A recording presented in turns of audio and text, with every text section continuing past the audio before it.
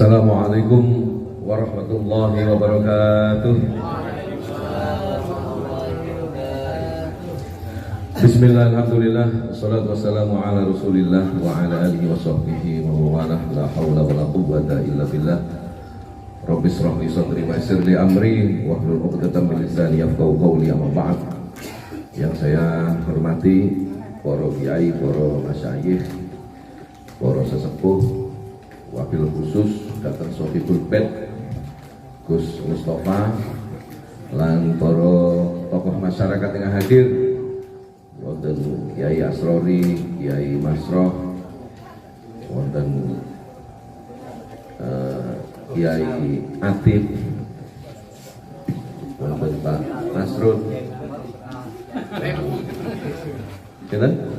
Pak Kasiono, Pak Parno, Pak Hamim lan sedaya ingkang rawuh ingkang saged kula sebat setunggal-setunggal, para pengurus Ansor Ranting Jatinom, Ketua Sahabat Mahbub dan Ketua Rijalul Ansor Sahabat Yusuf, serta para hadirin sekalian yang hadir pada kesempatan kali ini. Mari kita panjatkan puji syukur kepada Allah Subhanahu wa Ta'ala, karena atas limpahan taufik hidayahnya wonten dalu menika kita saged makempal wonten majelis ingkang luar biasa menika, dengan harapan mugi-mugi kita sedaya pinaringan taufik saha hidayah saking Allah Subhanahu wa Ta'ala. Amin ya rabbal alamin. Salawat ugi salam mugi tetep kaaturaken dumateng junjungan kita Nabi besar Muhammad sallallahu alaihi wasallam. Mugi sedaya yang hadir wonten majelis menika pikantuk syafaat wonten yaumil akhir. Allahumma sholli ala sayyidina Muhammad. Hadirin sekalian, sahabat-sahabat Ansor yang luar biasa, yang ini menjadi pertemuan perdana kita setelah masa pandemi 2 tahun. Malam ini adalah malam yang penting untuk kita bersama menelaah, mengkaji maupun mencari formula dalam kita hidup bermasyarakat maupun beragama ini. Saat ini Indonesia yang di dalamnya unsur terbesar adalah unsur Nahdlatul Ulama adalah negara yang paling luar biasa di seluruh muka bumi ini. Sing tak percaya ngajung.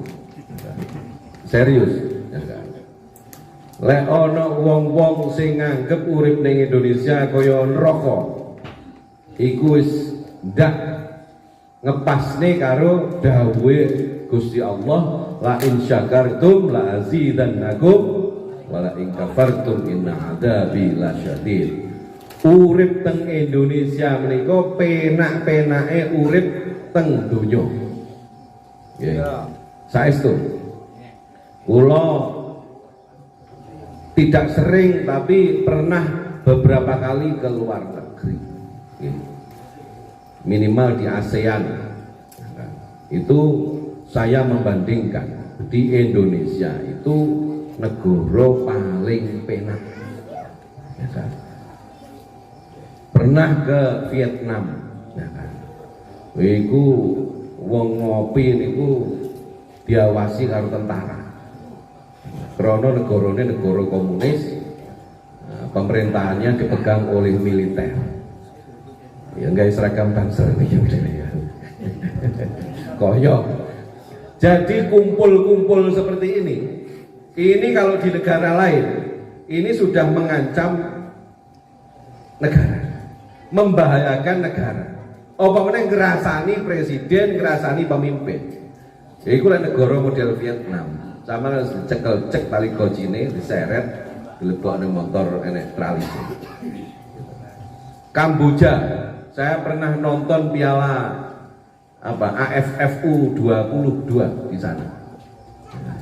Itu ya warung kopi ora enek kaya ning Indonesia ngeten iki sing buka 24 jam, sing bayar 3.000 nunut ngecas, nunut wifi 5 jam. Ya kan. Iki penggayaane wajah-wajah sing wajah-wajah nunutan, wajah-wajah nunutan. Paketan diisi 2.000 ya sedina sak jam tek. Itu begitu. Di Saudi Arabia, wong-wong sing mulya-mulyane non sewu, tanah haram, tanah yang mulia, ya kan? Makkah, Madinah menjadi tempat termulia di muka bumi ini. Tetapi sebagai sebuah institusi negara, gitu, Arab Saudi niku boten wonten napa-napane timbang Indonesia. Sing nate umroh, sing nate haji panjenengan tangleti. Enek gak warkop sing sikile iso jigrak, ya kan? Karo ngrasani lurah, ngrasani pamong, ora enek. Kuwi enek-enek Indonesia. Jan negara sak bebas-bebase negara niku asline nggih Indonesia. Kula niku jibet umroh karepe golek warkop sing iso jigrang, ya kan? Karo rokokan sak batang rong batang karo budal di masjid. Ndak ada. Adanya take away. Jadi beli tuku diade plastik ngono kuwi kayak sedotan. Yo ndak penah, penake gelas padahal. Gelas karo jagongan ngalor kidul ya kan. Ngomongnya kono kaya ahli ekonomi. Kok Menteri Keuangan ini salah ngene. Kowe iki mikir apa pegawaian kuwi dol rasa ngomongnya Menteri Keuangan ya. Jadi kita itu begitu. Di Indonesia bebas. Tutu ahli militer ngomongnya kemiliteran di Indonesia. Menurut saya TNI itu begini-begini.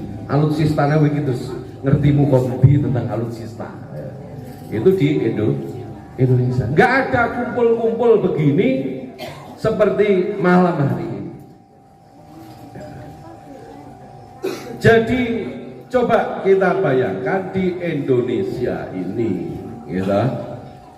Solawat rotibul hadat zibaan barzanji apa nih istighosah manakipan yasinan tahlilan semarak tumbuh di mana-mana. Semarak tumbuh di mana-mana, tidak ada yang menghalang-halangi. Kadang-kadang Pak Babinsa, Babinkam teko iku ya minangka silaturahmi karo kertane ya kan sing ngaji sinten ya kan. Terus kira-kira apa namanya? Mungkin sing rawuh tiyang pinten. Yaitu tugas SOP-nya memang demikian. Karena dia melaporkan ke pimpinan. Karena kaitannya dengan kerumunan di masyarakat, bukan untuk dibuyarkan, tetapi hanya laporan saja. Karena kerumunan di masyarakat itu potensial terjadi hal-hal yang perlu disikapi, ya, copet, ya, apa macam sepeda motor hilang, itu kan potensi itu harus diantisipasi. Kalau terjadi itu petugas keamanan harus tahu. Nah ini contohnya, ya kan, awake dhewe sampai kebablasan, ya kan, kebablasan itu apa? Sampai pada hal-hal sing kira-kira saking apa semangatnya kita dalam beragama, saking semangatnya kita dalam menerapkan nilai-nilai agama, itu kadang-kadang ya ngrugekne wong barang. Contoh, wong walimah ini sunah. Sunah sae niku krana mengumumkan pernikahan dan memberikan sedekah. Ning kadang-kadang lek wis nutup dalan iku dadi masalah. Ini perhatian untuk Pak Lurah dan Pak Kasum. Karena ini penting. Ya kalau urip 30 tahun yang lalu, tahun 80 nutup dalan. Sing liwat dalan itu sepeda hotel kena dihitung. Saat ini jenengan persani Jatinom niku.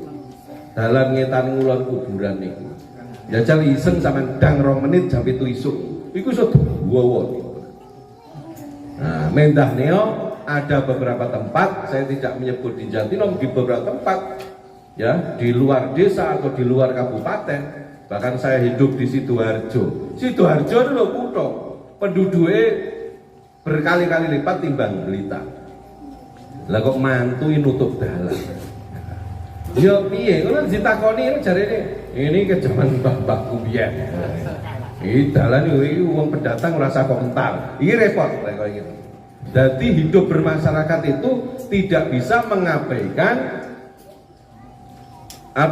interaksi kita dengan masyarakat yang lain. Tidak boleh merugikan. Ojo sampai wong duwe gawe itu justru dadi dongane wong ora karu-karuan. Lho iku ndak karu-karuan teng Surabaya niki. Dadi wong kadung blowesek mlaku ngidul ngeten niku mamane. Teko tengah kono ndak tidang. Kudu teko tengah ujug dalan ditutup. Dienggokne dalan cilik terus tempuk pisah. Manten kurang ajar, itu mesti dongane mesti ngoten. Ini contoh Maulid Nabi, tahun baru Muharram, Isra Mi'raj, semarak semua dengan kegiatan pengajian-pengajian yang itu tumbuh berkembang di Indonesia, bahkan negara mengayominya dengan kehadiran pimpinan daerah. Kalau levelnya desa ya ada Pak Kepala Desa, ada Pak Kepala Dusun, ada Pak RT, ada tokoh-tokoh yang datang. Ini adalah indahnya Indonesia. Maka kita harus bersyukur karena keindahan Indonesia yang demikian ini kita tidak memiliki pemimpin yang menindas kita dengan kita diusir dari kegiatan beragama. Wes agama diayomi oleh negara. TPQ tumbuh subur di masyarakat. Saben desa biyen iku mek siji TPQ. Bahkan desa sebelah iku numpang ning TPQ ini desa sampinge. Saiki tiap RW niku wonten TPQ ini dhewe-dhewe dan semua hidup, semua berkembang dengan pendidikan. Pondok pesantren dulu iku tempat di mana lembaga pendidikan sing timbang wong iku nganggur ning omah biyen di pondok. Sing timbang nyumpek-nyumpeki ning omah wong terus di pondok. Sehingga pondok pesantren sulit bersaing dengan lembaga pendidikan formal di masyarakat. Sekarang pondok pesantren tumbuh berkembang di mana-mana, gitu. Bahkan kualitasnya, asesmennya, akreditasinya kadang-kadang bahkan sering mengalahkan sekolah-sekolah negeri di masyarakat. TPQ pondok pesantren diatur di dalam undang-undang, undang-undang pesantren. Di Kementerian Agama ada Dirjen Penma, ada Dirjen Pendis Pendidikan dan Pendidikan Islam. Di bawahnya ada Diktis Pendidikan Tinggi, ada Dikdasmen Pendidikan Dasar, ada Pendidikan RA dan seterusnya. Negara mengayomi ini. Ini artinya negara menjadi garda yang melindungi agama, khususnya masyarakat di Indonesia yang mayoritas Nahdlatul Ulama dalam satu kerangka sistem pembangunan nasional. Niki ora kabeh lho negara kaya Indonesia ngeten. Sampeyan pirsani, pondok-pondok sakniki berkembang dengan pesat. SMA, SMP, MA, SMK. Itu di mana-mana pondok tumbuh dengan pesat. Ya. Bahkan sekolah-sekolah nun sewu, sekolah-sekolah negeri itu meh buyar lah. Nggih. Jadi contohnya ya banyak lah gitu-gitu. Karena apa? Nilai kompetisinya makin rendah di sekolah-sekolah negeri yang di bawah naungan pemerintah. Sekarang pondok-pondok pesantren antri. Waduh. Sama cek itu di Surabaya di tempatnya Gus Ali Masyuri. Gus Ali Masyuri, niku kula nggih kenal, nggih kadang-kadang lek ketemu ya akrab, ning suwi ra ketemu ya lali, kula ketemu ya omong-omongan. Gitu. Mantune Gus Ali niku misanan kula. Iku mbayare piro? bayarnya sak bulan 5 juta. Mean. Iya kan, 5 juta. Uang masuknya itu kira-kira tahun wingi 30, kira-kira saiki 50 gitu. Kuwi antri gawe tes. Ya. Gawe tes. Ya coba jenengan cek tuh sekolah-sekolah yang lain dan banyak sekolah-sekolah seperti itu. Artinya apa? Sekolah-sekolah pesantren yang berbasis pesantren sekarang itu punya kompetisi, punya daya jual karena peran negara yang mengayominya. Nah, awake dhewe itu sakniki kudu akeh syukure. Negara memberikan undang-undang pesantren, ya kan. Aja diluk-diluk awake dhewe iku kemudian kakean delok TV, ilmune cekak delok TV. Ya, negara yang dolim kriminalisasi ulama sing endi? Ya kan. Ulama itu mriki Yai Masroh ya ulama, ya Asroh ya santai-santai mawon. Waya rokokan ya rokokan, waya ngaji ya ngaji, nggih to. Apa enek kriminalisasi Kiai Asrori? Mboten wonten. Lek ana siji loro ning Jakarta dicekel karo polisi, ya iku mergo ya memang kriminal. Nyatane mari dicekel saiki ya anteng. Pas ora dicekel dino bengok-bengok ae. Inilah. Nah, ini keberadaan ini semua hadirin sekalian, ini tidak lain dan tidak bukan karena kita hidup di masyarakat Indonesia yang mayoritas bermadhab Syafi'i yang menghimpun di dalamnya menjadi sebuah organisasi namanya Nahdlatul Ulama. Ini penting. Kakean delok TV, delok mau negara itu rusak, iya rusak, tapi omahe ora usah bom. Ya kan? Kita menyadari ada korupsi, ada maling, ada ngatur wong 270 juta penduduk Indonesia niku nggih mboten gampang. Ngono lho.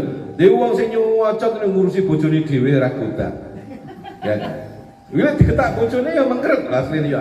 Ngono gayane ngritik negara. Ya kan. Padahal diseneni bojone langsung goblok dadak langsung. Mas, asbake yo selek kono. Iya. Ngono kuwi. Piye jajale kowe? Nah, ini penting. Kesadaran gerakan pemuda Ansor, Rijalul Ansor untuk membentengi bangsa ini dengan kegiatan-kegiatan seperti ini sangat mulia dan sangat penting untuk dilestarikan. Orang-orang yang kurang bersyukur dengan adanya NKRI lantas mundat-mundat NKRI kurang ini, tidak ada yang sempurna di Indonesia ini, ya kan? Bahkan di seluruh dunia tidak ada boten wonten negara sing sempurna, malah kabeh saasine sak ngisore Indonesia. Jadi syukur teng Indonesia itu syukur Tuhan. Panjenengan urip ning Afghanistan itu 100% penduduknya Islam. Sholat Jumat itu dibom masjidnya. Sing ngebom sesama Islam. Teng Libya juga begitu. Libya juga begitu.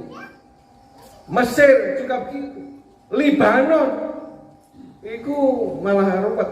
Libanon itu untuk merumuskan sebuah sebuah negara saja. Di sana itu belum clear urusan hubungan madhab dan keagamaan. Neng kono iki ada kesepakatan. Lek presiden Islam, Islam Sunni, engko perdana menteri ini Syiah. Engko sing dadi apa ngono kudu Kristen. Jadi ada 3 kelompok. Ada Kristen, Sunni dan Syiah. Iki masuk undang-undang ini.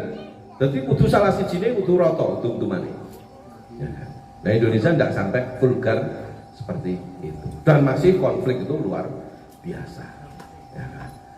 Di mana? Ada Yaman. Yaman ini negeri ini habaib. Ya kan? Iku ya perang.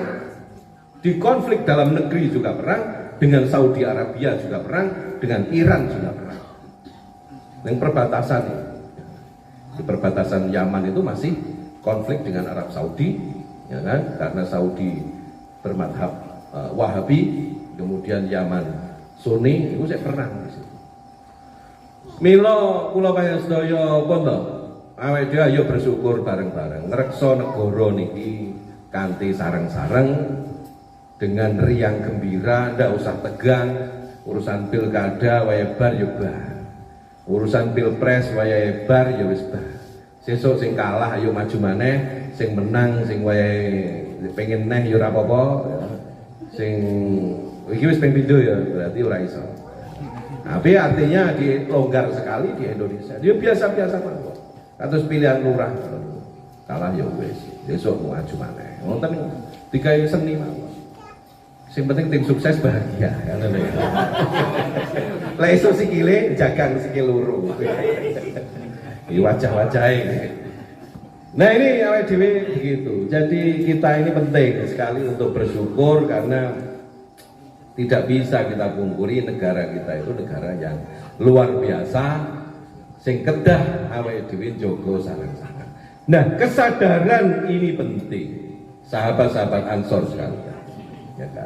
Bahwa ini tidak lepas dari perjuangan dari riyadhah guru-guru masyayikh kita dulu, pendiri bangsa ini, termasuk di dalamnya pendiri Nahdlatul Ulama. Itu tidak gampang mendirikan organisasi tahun 26 sekarang tahun 2022 ya kan, tapi menurut Hijriah ini 100 tahun kan. Nah, makanya kemarin ada kick off satu abad NU. Secara Masehi kita 90 pira itu 97 gitu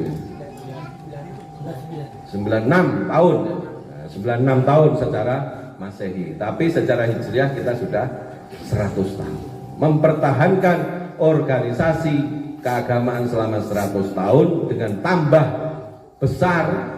Ini sungguh luar biasa.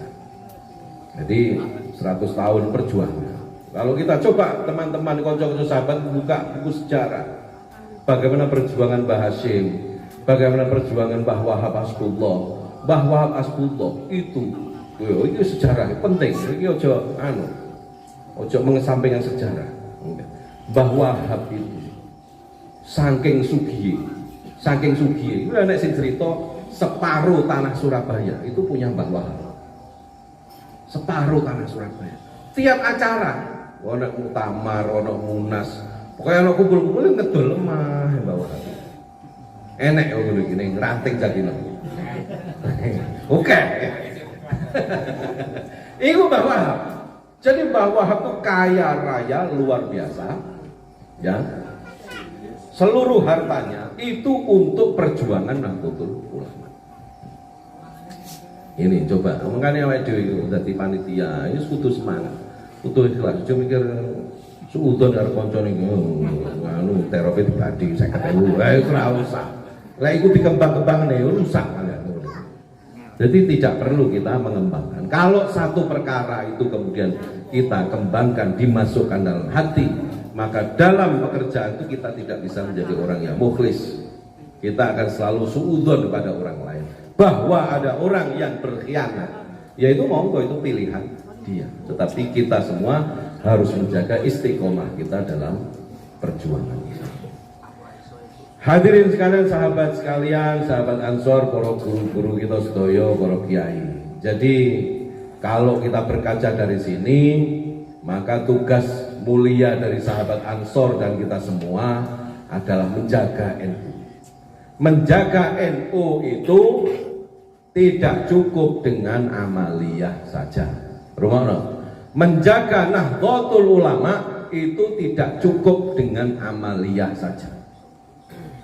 Ada 3 hal yang harus dijaga dan harus konsisten di dalam kita menjaga perjuangan ini.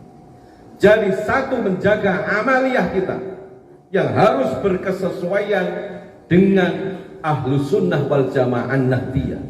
Ya amal-amalan ngeten. Yang kedua, menjaga fikrah, pemikiran kita. Yang 3, menjaga kharokah kita.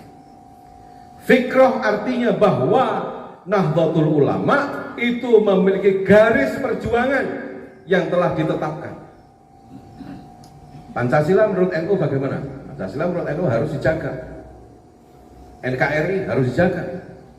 presiden adalah waliul amri, adalah pemimpin yang harus dijaga.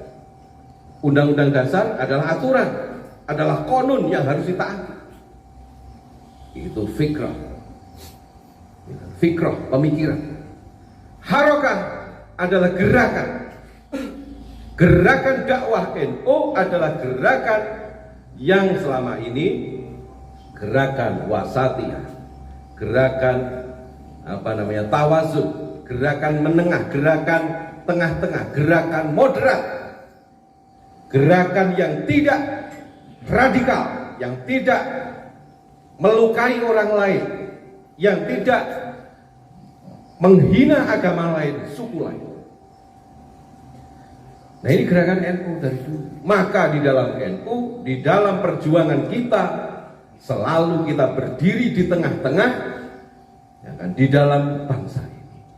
Artinya ketika terjadi pemahaman agama yang ekstrim ke kanan, sok agamis, dulu takbir, ya kan, takbir diubral tekan dinding, ya kan, mecahi kocone warung takbir, diskotik takbir, ya kan, ono tukang ngelonte takbiri, ya kan, macam-macam, ya kan. Tukang biliar takbir bisa, ya kan, kakean takbir, lali sampai Allahu liman hamidah, ya kan. Ada yang ekstrim kiri yang kemudian mengabaikan aturan-aturan agama. NU itu ada di tengah-tengah, yang itu menjadi penyeimbang bagi bangsa kita di Indonesia. Amaliyah, fikrah, dan harokah ini adalah tiga hal yang harus berkesesuaian dengan konco-konco Ansor. Sekarang ini marak di masyarakat, neng sosial media ngomong, aku ra manut NU ne Said Agil, aku ra manut NU ne Gus Yahya, aku manut NU ne Mbah Hasyim. Iku ukara-ukara sing gombal mukiyo.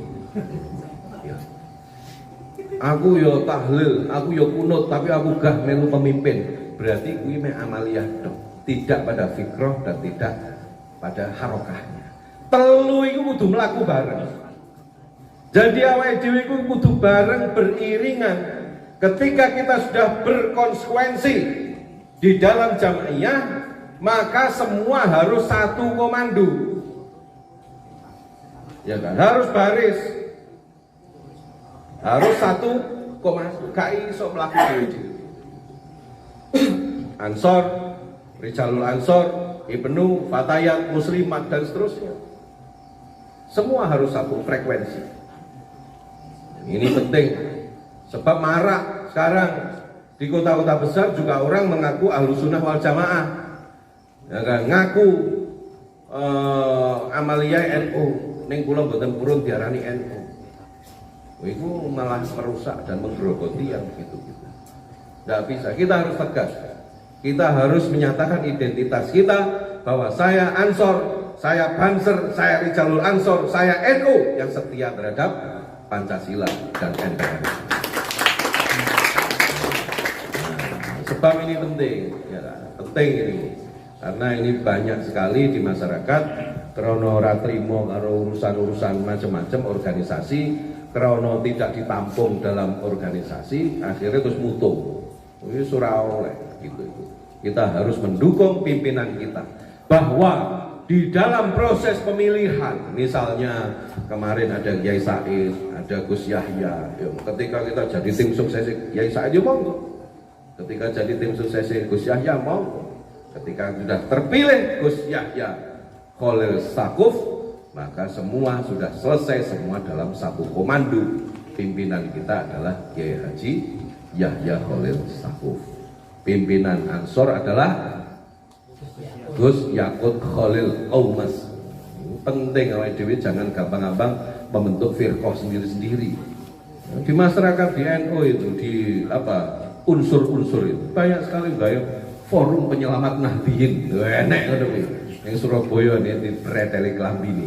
Ono dhek ngomong forum penyelamat Nahdliyin dengan membentuk lembaga baru sing jarane NU harus bersatu. Terus dia nggawe organisasi dhewe. Iku justru nyontoni perpecahan yang ada.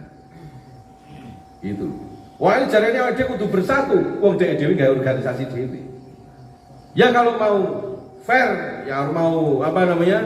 Fair play, kalau mau konsekuen, konsisten ya kita dukung.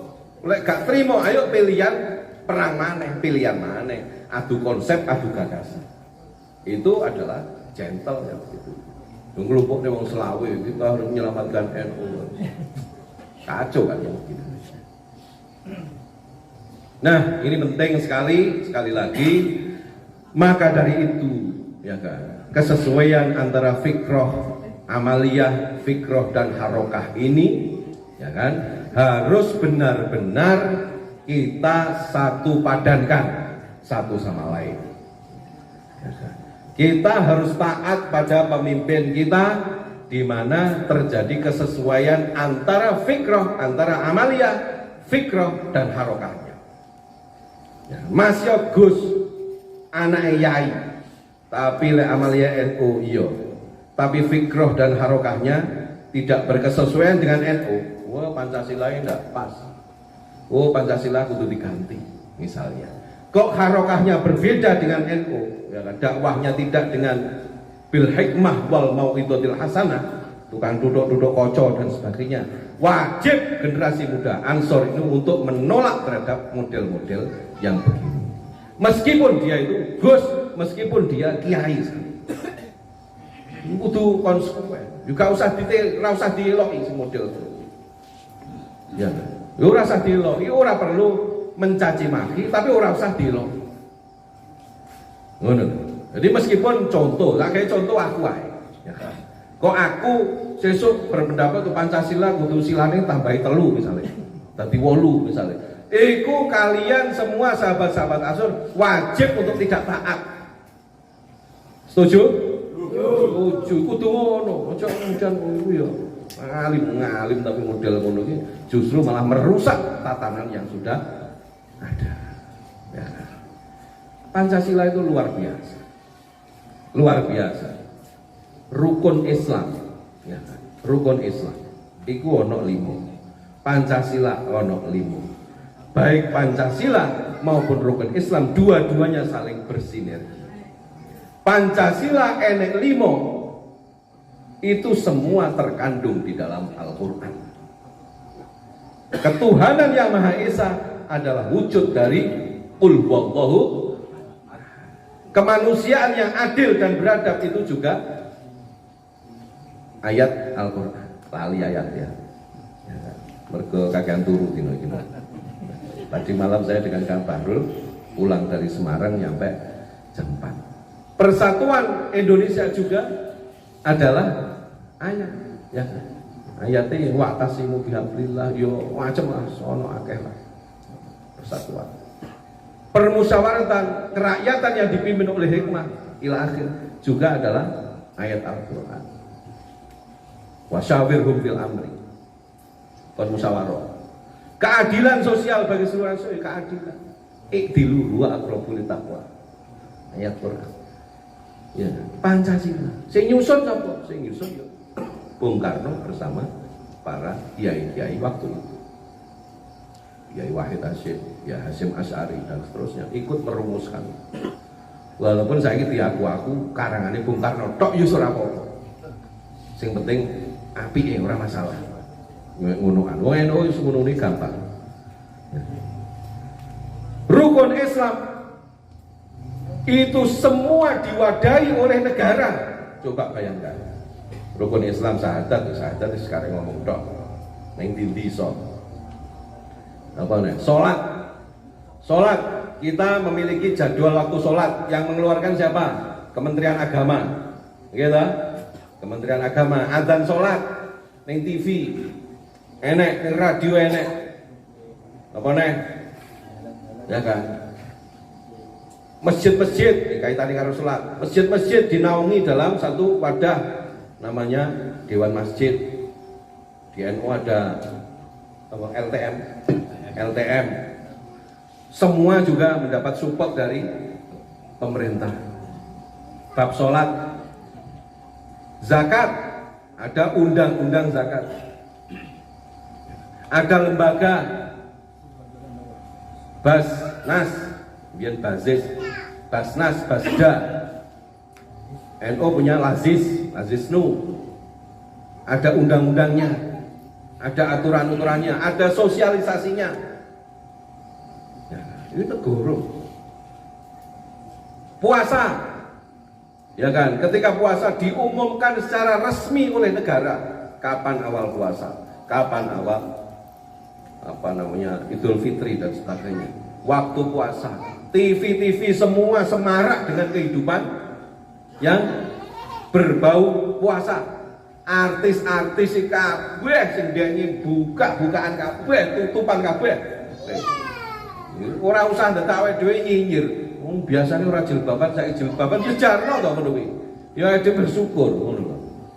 Awake dhewe itu gak ngerti husnul khotimah wong e dhewe ora ngerti. Jadi ndek ngilu namanya karo Haril ngene lho ya wis delok videone berarti wae. Ya saiki melu acara buka puasa ya apik berarti. Inul Daratista Dewi Persik Ayu Ting Ting kabeh kok melu acara apa jenenge kuliah subuh ya apik berarti. Bayangkan itu 24 jam. Kadang bengi ono TV sing Kompas apa siaran tarawih ke Mekah. Itu luar biasa. Negara memfasilitasi mensiarkan puasa. Semua TV, semua radio juga sama. Walaupun sing duwe TV itu kadang-kadang ya duduk wong Islam. Tapi nyatanya juga mendukung. Ya. Mari puasa apa? Mari haji. Ada undang-undang haji, ada dirjen haji di Kementerian Agama, ada sistem manajemen haji di Indonesia yang itu sangat luar biasa. Karena apa? Karena haji di Indonesia itu dikoordinir dengan sedemikian rupa oleh sebuah sistem di dalam haji itu sendiri. Jadi orang oleh haji budal dewi sama terus mengundang sepeda, enggak aneh. Tapi di Mekah itu banyak dari Mesir, dari Yaman itu saya nganu apa jenenge backpacker, budal dewi lewat perbatasan, dicekel tentara, banyak backpacker di sana. Haji di Indonesia maupun umroh semua terstandarkan. Orang oleh wong juk-juk budal untuk bisa tanpa proses ini, travel yang itu jelas, pendamping itu jelas, hotelnya di mana juga harus jelas. Orang sah haji umroh saja itu ketika kita mau mengajukan visa umroh itu harus kita travelnya harus jelas siapa ikut travelnya punya izin apa tidak. Kemudian di sana ada muasasahnya, ada yang pokoknya semacam tim yang pendamping di Mekah atau di Madinah itu di Jeddah jemput itu sudah ada di sana. Bisnya pakai bis apa itu sudah jelas, hotelnya di mana sudah harus jelas sebelum berangkat umroh. Itu keren. Jenengan sing Sumerep nanti umroh di Saudi di Mekah itu Indonesia bisnya mesti bis apik, bis AC kabeh. Itu yang dari Pakistan, dari Bangladesh numpak elef. Kaya elef itu sik kurang elek. Terus dhuwure ono tas-tas tumpuk-tumpuk ngono kae. Iku negarane gak ngurusi. Nah Indonesia itu ngurusi karena apa? Karena haji umroh itu menjadi harga diri bangsa. Masih wong iku ning desa ngasak ning sawah, masih dadi kuli bangunan, masih dadi tukang juru parkir. Iku lek umroh standarnya sama, minimal bintang 3 hotel. Karena apa? Itu identitas bangsa. Jadi negara ki izin lek kowe iki arek dhewe keleleran ning kono. Gitu. Itu diatur dengan sebuah mekanisme sistem yang demikian. Nah, itu ya Indonesia. Ono sing ora puas, ngono Malaysia hajine luwih mewah. Kuwi kadang-kadang ya wong iki kadang-kadang ya gobloke ya akeh barang. Indonesia 270 juta. Malaysia penduduknya mek 29 juta. 10% nih penduduk Indonesia itu padha karo Malaysia. Ngatur wong sakmono akeh karo wong titik iki ya beda. Ngatur penduduk 27 juta dengan 270 juta dengan pulau yang berpencar-pencar, dengan ratusan suku bangsa, dengan ratusan bahasa daerah, dengan ratusan tradisi-tradisi di daerah, itu tidak mudah. Ferguson, uang aja gobloknya teman-teman. Indonesia itu luar biasa.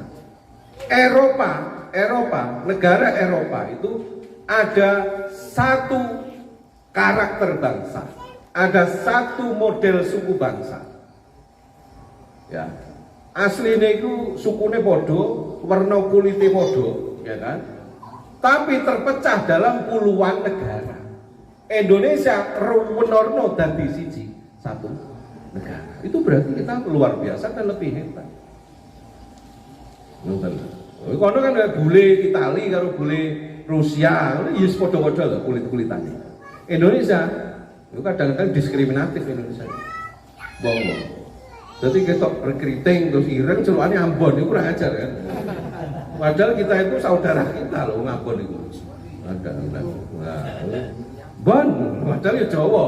Ya kan ning rodok ireng ngono nyeluk Ambon. Lalu jongkongin kacau.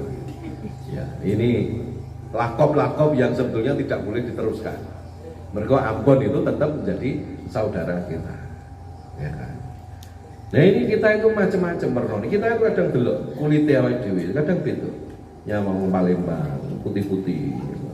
Nyawang wong Manado, ya Pak. Ya Pak. Engko dadine ya wahyu-wahyu. Wahyu-wahyu Manado, putih-putih. Nyawang wong Jawa ya ngono kuwi. Ya. Arab sing nang Indonesia ya koyo ngono kae. Maksudnya ya ganteng ya ayu-ayu. Ya. Ini adalah satu kehebatan kita bisa merangkai dalam satu bangsa yang sangat kuat. Padahal kita terpisah berjarak ratusan pulau. Jadi repot. Jadi kalau dia ngurusin negara itu juga nggak gampang. Nah sekarang ini bersyukur, presiden kita punya Pak Jokowi, ya kan. Terus bangun kon nyulap ora iso. Karpe kesejahteraan tidak sesuai dengan janji ya masa wong langsung sugih kaya wong Korea ngono ya ora iso dul mikire wis piye. Tapi bahwa ada progres itu penting. Ngono lho. Progres berapa puluh tahun jalan tol Jakarta Surabaya itu tidak kesampaian tersambung. Sekarang seperti mimpi Jakarta sampai Surabaya, bahkan sekarang terakhir sampai Pasuruan, Probolinggo itu sudah sambung. Ngono iki saya orang nyinyir tapi bayar. Lha rumah saya jalan tol luar negeri kan bayar. Hidup itu punya pilihan, Dul. Nek pengen bayar yo liwat ngisor, nek pengen bayar ning dhuwur. Ngono. Itu rasa kita itu kadang-kadang mikir sok kaya ahli ekonomi. Itu duitnya utangan ya jarno to. Wong kowe utang itu luar biasa. Ora rasa ini membebani utang negara. Awake dhewe mikir keluargane awake dhewe, rasa mikir utang luar negeri kita sakmene. Wis ana ahline sing mikir. Gitu loh. Lek ilmune ekonomi rong lutut ndak usah komentar sing aneh-aneh. Wis ana pakare dhuwur ana Bu Sri Mulyani Indrawati rumah sama goblok ya wong ngono kuwi. Ngono kuwi ana hitungannya. Jadi hutang luar negeri itu harus ada rasio. Pomo wong ning rumah tangga, penghasilanmu sebulan 4 juta, maka kredit sepeda motor atau kredit apapun maksimal berapa persen itu ada rumusnya. Dan itu disahkan melalui undang-undang. Ketika kita negara melakukan itu semua, hutang luar negeri juga harus ada rumusnya begitu. Bangun tol juga begitu, itu kan punya investor. Semua jalan tol di dunia ini semua investor. Kenapa? Karena semuanya adalah bisnis internasional, bisnis ekonomi global itu begitu. Jadi ada sistemnya BOT, build, operate, transfer. Build, membangun, operate, mengoperasikan, transfer, mengembalikan. Jadi perusahaan investor itu bangun, setelah bangun dia punya konsesi operate, dia mengoperasikan jalan tol itu 30 ada yang 40 tahun. Setelah 40 tahun maka transfer, diserah terimakan kepada pemerintah menjadi milik negara.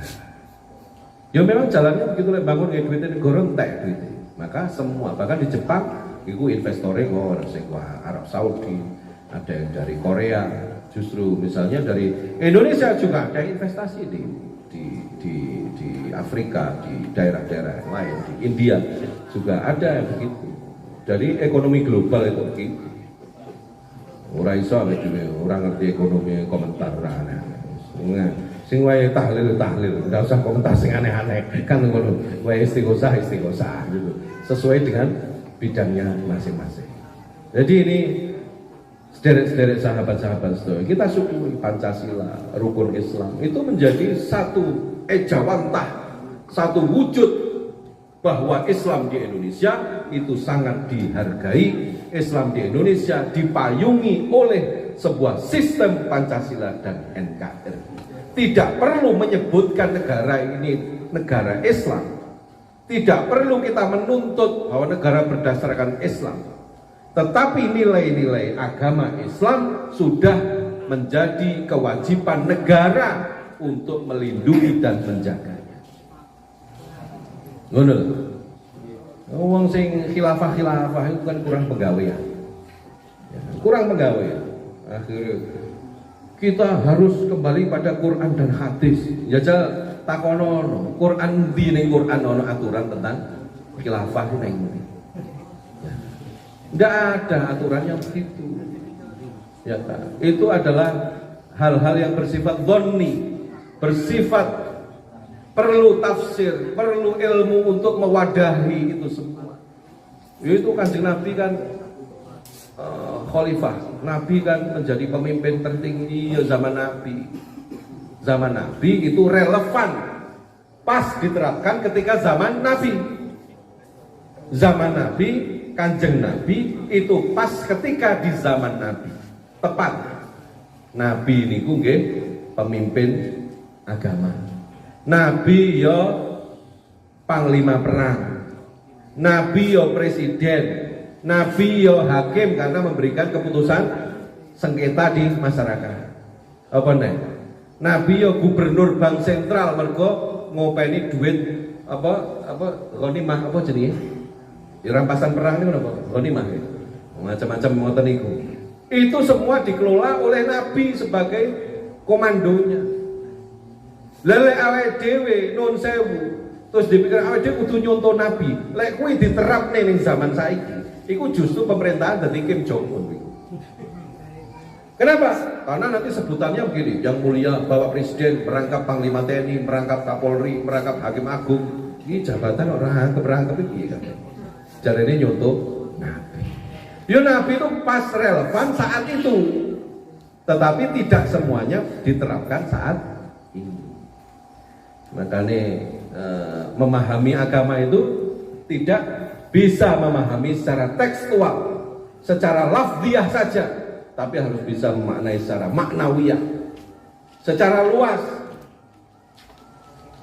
Ngoten lho, mila pramila kanca-kanca sederek sedaya, ya kan. Iku gak cukup awake dhewe iku memahami agama hanya dengan Al-Qur'an. Tetapi harus memahami tafsirnya, harus memahami dengan asbabun nuzulnya, harus memahami hadis-hadis pendukungnya.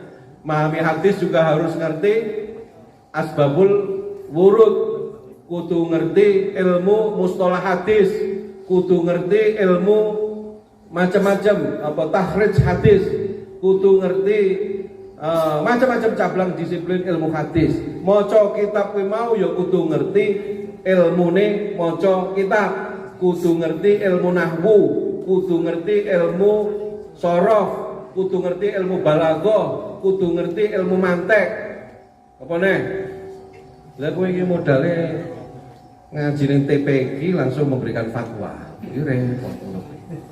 Jadi kita itu kadang-kadang repot. Hari ini itu repot. Uang itu mendegradasi agama. Lah agama itu ayat siji terus digawe fatwa kan repot. Jadi lihat yang orang-orang hijrah itu. Orang-orang hijrah ngomong gawe hadis ayat Quran wa halallahu al-bai'a wa harrama riba. Allah menghalalkan jual beli dan mengharamkan riba. Terus keri-keri ngomong maka kredit adalah riba. Ini apa kesimpulan yang malah kredit riba? Lah kuwi kan kudu pinter, kudu ngerti. Ya ayatnya bener. Allah menghalalkan jual beli dan mengharamkan riba. Terus mereka ujung-ujung ngarani kredit sepeda motor riba ketemu nih kondi. Kredit bank riba ketemu nih kondi. Lah itu harus punya ilmu. Maka di NU ada namanya Bahsul Masail, ada LBM, ada pakar-pakar yang membicarakan itu semua. Apakah ini kategori riba, apa bukan? Riba itu seperti apa? Itu penjelasannya begitu itu. Dan itu diskusi yang dari tahun ke tahun sampai kemudian ada dua kaul, siji ngomong sebagian ngomong riba, sebagian juga niate kan gitu.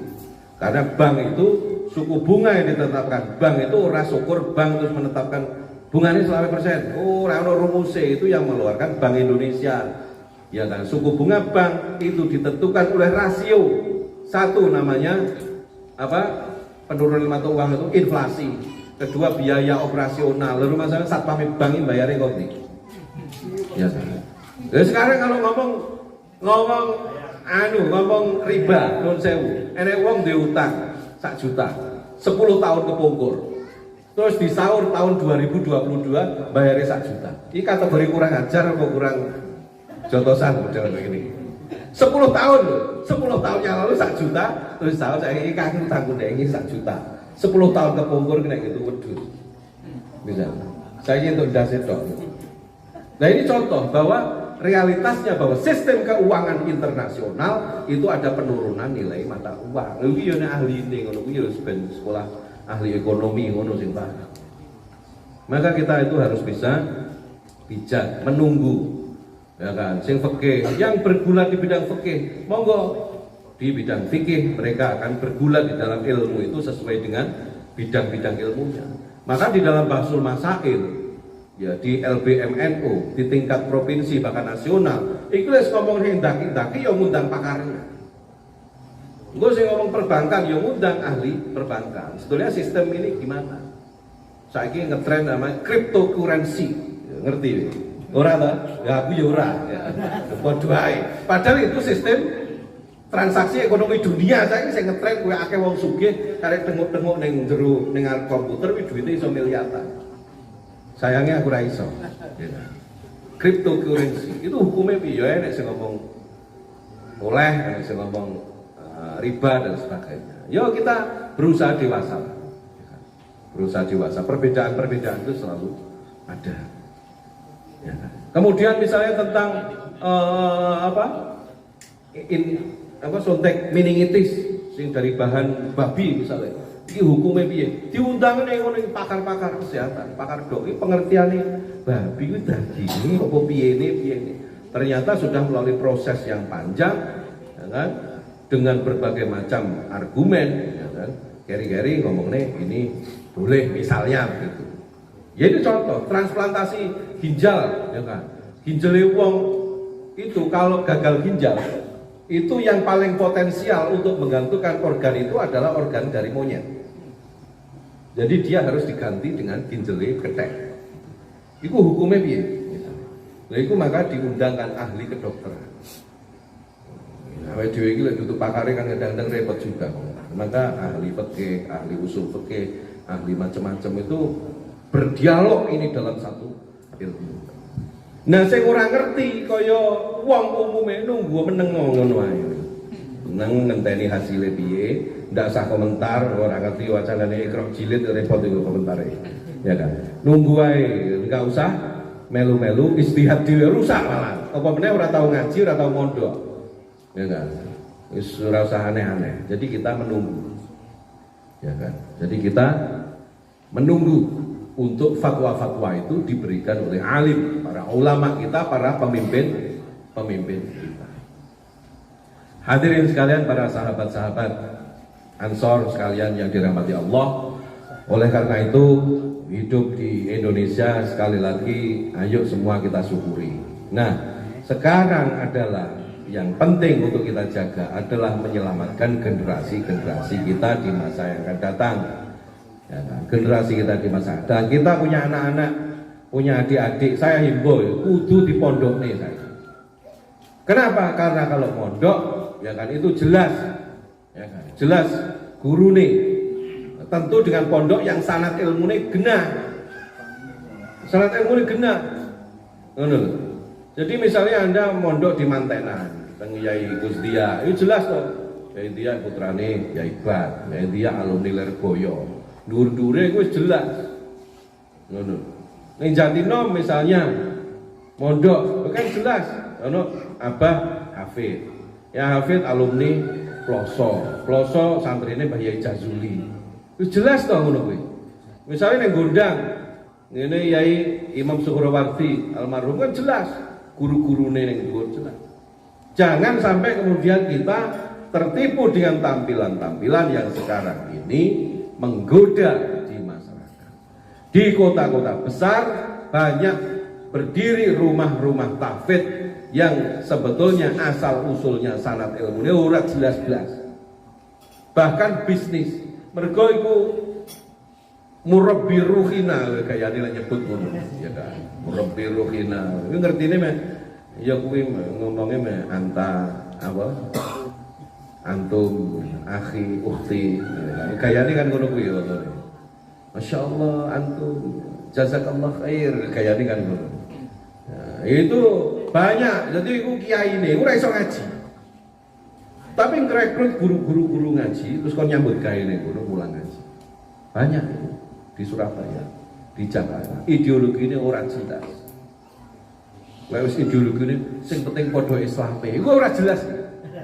Iki ora jelas model gini-gini. Oh coba eloki sing model gini. Kita itu harus jelas. Bukan masalah padha Islami kita harus menghormati. Tetapi keberpihakan manhajul fikri itu harus jelas kita arahnya kemana. Gak iso itu padha Islami di zaman yang seperti ini. Islami model piye? Abu Bakar Basir ya Islam, Amrozi ya Islam. Kowe ngomong padha Islami. Ya kan? Itu kan ngebom model. Itu bukan Islam malah. Itu firqah khawarij ya kan? Yang dulu sejak zaman sahabat sudah pernah ada yang begini. Itu penting. Zaman Sayyidina Ali yang membunuh Ali bukan orang Yahudi, bukan orang kafir, yang membunuh adalah orang Islam bernama Abdurrahman bil Muljam ya shaimun fin nahar wa qaimun fil lail, yang siangnya dia berpuasa dan malamnya dia ahli tahajud. Mateni Sayyidina Ali, gara-gara Sayyidina Ali tidak dianggap sebagai orang yang ikut pada Al-Qur'an. Piye kaya ini, Wi zamane Sayyidina Ali sing mateni hafid Quran. Hafid Quran. Dadi lek saiki ana rumah-rumah tahfidz, griya tahfidz sing sembarang kalir gombal mukiya kuwi. Iku ya awake dhewe kudu hati-hati. Melu tahfidz sing genah. Pondok tahfidz endi ngono dieloki. Ya kan. Kalau kita manhajnya di Jawa itu ujungnya biasanya ke Kerapiak, Jogja, Yai Munawir. Nah, kemudian di mana? Kudus Mbah Arwani. Sanate kudu ngoro-rono. Ojo murabbi terus jenggoten terus wah iki kaya asli Arab iki. Asli Arab. Ya repot model ngene iki ukurane jenggot ngono kuwi. Ya, ini kudu jelas. Jadi awake dhewe tarung sekarang dan generasi ini harus kita selamatkan anak-anaknya awake dhewe kudu mondok. Sebab karena dengan mondok maka jelas sanad ilmu ini kudu jelas, karena tanpa sanad ilmu agama itu justru akan membahayakan. Memahami agama itu tidak gampang. Orang ngerti nahwu, orang ngerti sorok, ujug-ujug berfatwa kan repot. Quran itu adalah aturan global. Quran itu aturan global, hanya ada 6.666 ayat. Kon ngurusi umat mulai zaman Nabi Muhammad sampai akhir zaman, menjadi satu panduan hidup manusia 6.666 ayat. Ya. Gak mungkin akan diterangkan secara detail di dalam Al-Quran. Maka Al-Quran ini sifatnya apa namanya? Sifatnya am. Ya, sesuatu yang bersifat umum saja. Ora enek nek guru carane salat piye, sujude carane piye. Ya ora enek. Wah akhirnya maca hadis Nabi dawuh apa sallu kama raaitumuni usolli. Maka mungkin dijelasne para sahabat, oh carane salat Nabi ngono, rukuke ngono, sujude ngono, takbiratul ihrame ngono. Ada hadis yang lain yang bilang begini. Yaitu adalah dinamika dalam fikih. Itu begitu. Tapi tidak bisa kemudian Oh, negara harus sesuai dengan Al-Quran. Piye caranya sesuai dengan Al-Quran ini? Ya, tapi kemarin panduannya itu kudu jelas. Oleh karena itu sahabat-sahabat Ansor, ayo semua kita membentengi ya kan diri kita, ikut pada pimpinan kita, jamiah kita dalam Nahdlatul Ulama. Kita yakin jamiah Nahdlatul Ulama ini akan selalu seiring dan sejalan dengan negara ini. Karena tidak ada sejarahnya NU itu kemudian berbeda dengan negara pada hal-hal yang pokok. Ya, beda-beda pendapat sedikit itu adalah hal yang biasa, masalah furu'nya. Tapi dalam hal kebangsaan, dalam hal cara memandang hidup antar umat beragama, itu kita adalah selalu selaras dengan negara. Nah, betul ulama itu selalu selaras dengan negara.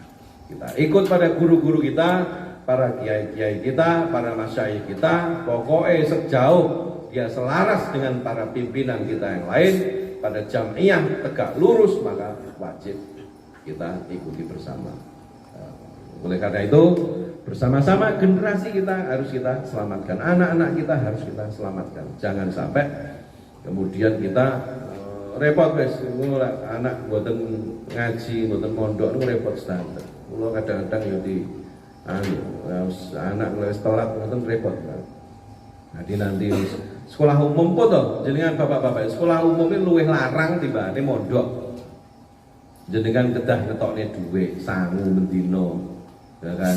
Ku sik nukokne paket data, ku malam minggu ngono sik ndelok pameran jadul ngono kae, kuwi nyangoni ngono ya.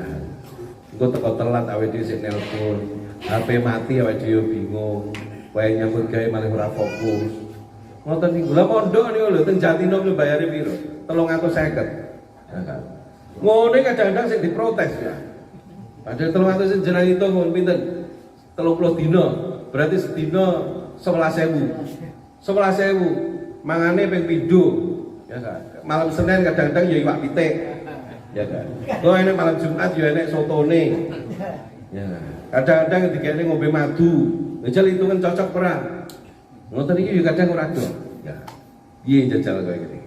Ya ngeten iki ya Allah wis awake dhewe iki pokoke ini monggo sareng-sareng sedaya kita saling menjaga ukhuwah kita ya kan? Jangan sampai ikut terperosok ke dalam satu ajaran-ajaran yang menyimpang dalam manhaj Nahdlatul Ulama pun pokoknya manut kiai, gandolan kiai niku insyaallah sae. Karena kita niki umat derek pemimpin kita, presiden kita, undang-undang kita, Pancasila kita harus kita dukung bersama. Ya kan? Kalau sudah seperti Suriah ini wong ngalim-ngalim, wong ulama-ulama gede itu mriku niku wonten, ahli tafsir, ahli fikih niku wonten mriku. Tapi krana niku wau ana hasutan-hasutan, negara tidak sesuai dengan Al-Quran, akhirnya terjadi perpecahan di sana, saling membunuh para ulama-ulama itu. Si jine Khawarij, Wahabi sing anti terhadap gerakan-gerakan Ahlus Sunnah, akhirnya perang membunuh, bahkan makam-makam para aulia-aulia dibongkar semua di sana. Awake dhewe wis penak wis ana Borobudur ngono sih.